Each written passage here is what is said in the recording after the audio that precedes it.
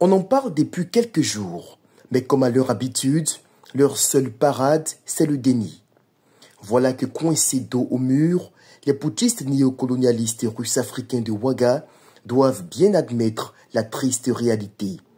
Les super souverainistes, super détenteurs de toutes les richesses naturelles du monde, n'ont plus de carburant. Et heureusement que ce n'est pas en province que cela se passe. Sinon, ils seraient demeurés dans le déni tout en menaçant tous ceux qui osent en parler.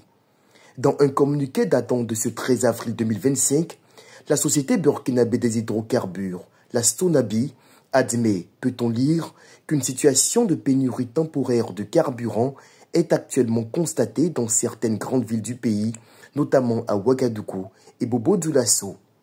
Encore plus grave, ceux qui prétendent avoir neutralisé tous les groupes djihadistes sont forcés de reconnaître que cette situation est principalement due aux difficultés rencontrées par les camions citernes en provenance du Niger qui subissent de fréquentes attaques terroristes le long de leur itinéraire. Et la Sonabi d'indiquer que ces attaques entravent considérablement le transport et le ravitaillement régulier des dépôts.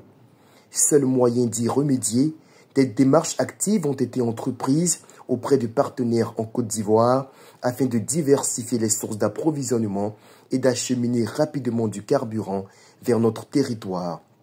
Subitement, la Côte d'Ivoire que le terroriste Ouaga maudit de toute son âme et qu'il accuse de vouloir déstabiliser le Burkina est encore ce sauveur qui, comme toujours, est l'unique capable de secourir le peuple burkinabé en détresse. Un autre conseil au sous-préfet en chef de Poutine, en attendant la prochaine fois de faire pondre des communiqués en langue locale ou en russe, il ferait mieux d'afficher un minimum de constance en évitant de solliciter la Côte d'Ivoire en cas de problème, même si lui-même continue à bénéficier du courant et de la lumière grâce à ce pays.